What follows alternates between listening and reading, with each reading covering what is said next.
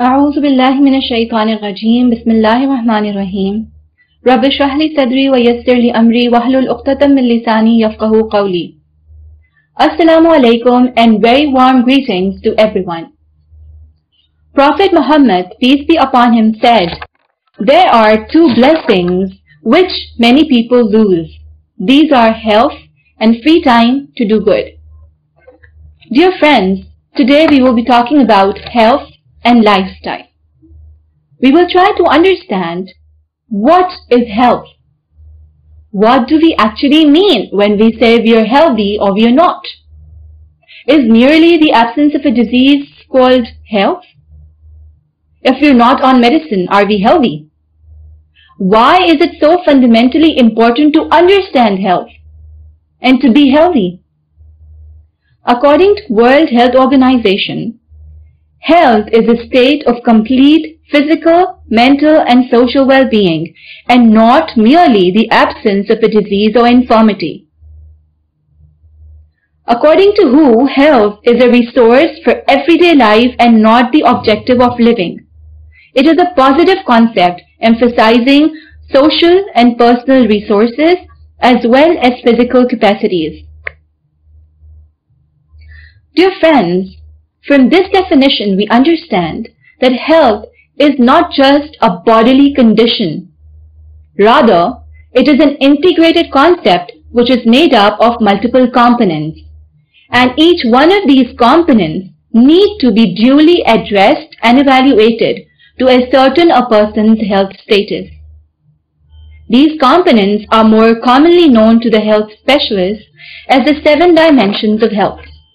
We will now try to understand these 7 dimensions of health. Number 1 is social health. Social health is the ability of a person to establish and maintain positive relationships with friends, family, and co-workers.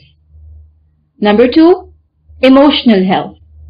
This is the ability of a person to recognize, acknowledge, and share his emotions in a productive manner.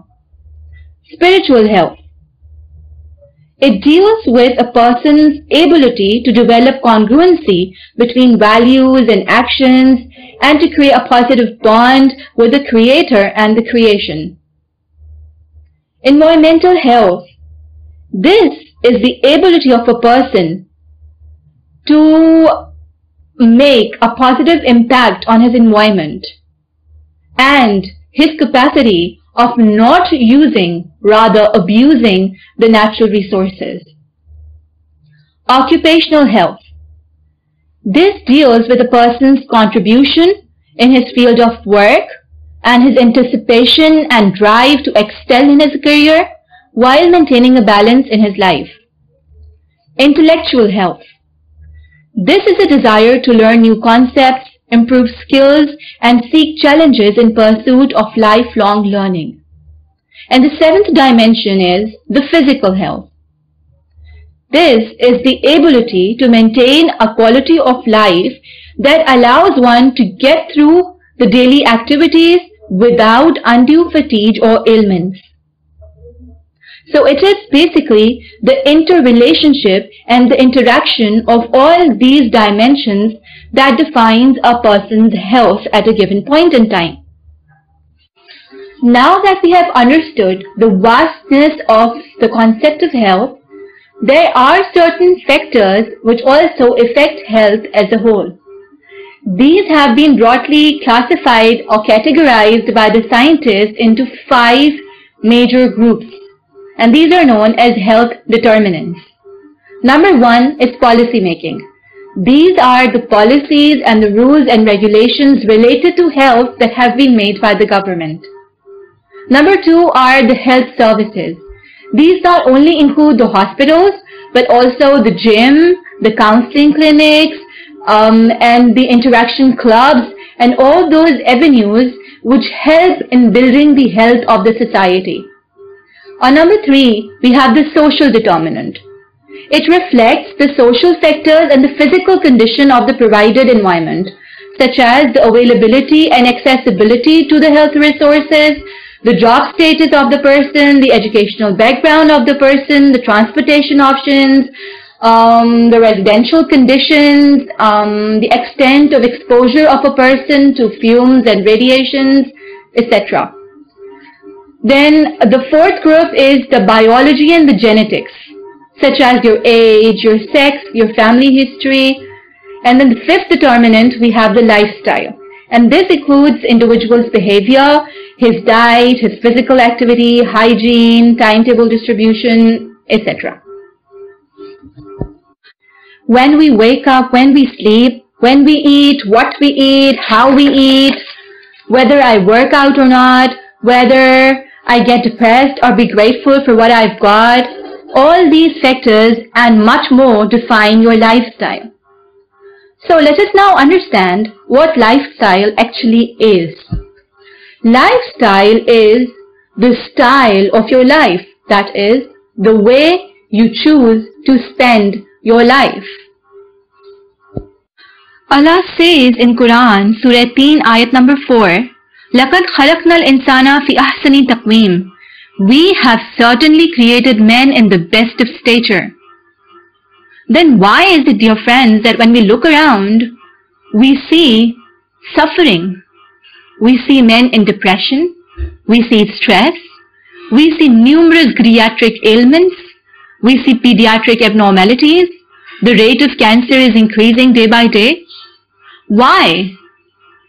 Because maybe, just maybe, we have forgotten how we have to live. Our days and nights are just spent.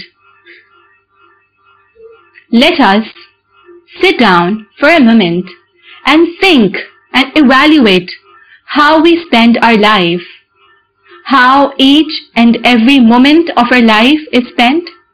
Is it spent or is it just wasted? لَقَدْ كَانَ لَكُمْ فِي رَسُولِ اللَّهِ أُسْوَةٌ حَسَنَةٌ. Indeed, in Prophet Muhammad, peace be upon him, we have created for you the best of examples for mankind.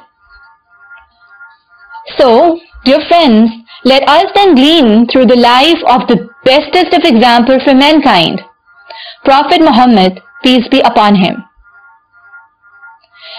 Islam not only preaches us about the religious affairs, but it also teaches us many etiquettes of living a natural and a healthy life. For instance, in a hadith, Prophet Muhammad states to eat in moderation, such that stomach should be filled only 1/3 with food, 1/3 with liquid, and 1/3 of it should remain empty for breath. He advises us to chew our food slowly and completely, and this then aids in digestion. Islam teaches us sharing and compassion and says that blessing is associated with company, or that if you give something in the way of Allah, Allah gives you back its multiple and is also pleased with you. Islam talks about hygiene, saying cleanliness is next to goodliness. It talks about mental health, for we see that Prophet Muhammad, peace be upon him, was a very gentle and a very kind human being. And so he says, powerful man is not the one who can wrestle, but the powerful man is the one who can control himself at the time of anger. Islam lays a great focus on physical exercise. Sports like archery, swimming, horse riding are specially encouraged and perceived as highly important. Prophet says, a stronger believer is better and dearer to God than a weak believer, though both are good. Moving forward, we also see that Allah subhanahu wa ta'ala has distributed our day into a perfect timetable via the timing of the salah. For instance, we are advised to not sleep after offering the Fajr prayers, so as to make the best use of the healthy morning air that are called as Padre Sabah, and so that our time is better utilized. Then we are advised to take a little nap after a meal at Zuhr time. And then we are advised further not to linger and waste our time after offering Isha and to sleep after Isha prayers, so that we wake up early and go to bed early. So it says, early to bed, early to rise, make a person healthy, wealthy and wise. So let us promise ourselves and pledge ourselves to improve our lifestyle and enjoy a much healthier life, inshallah. Ending this discussion, I would just read a dua. Allahumma azhib libasa rabbin nas washfi anta shafi la shifa illa shifauka shifaun la yughadiru sakaman. O Allah, Lord of mankind, remove our suffering, heal us as you are the healer and none can heal but you. I beg you to bring about healing that leaves behind no ailment. Sadaqallahul Azim.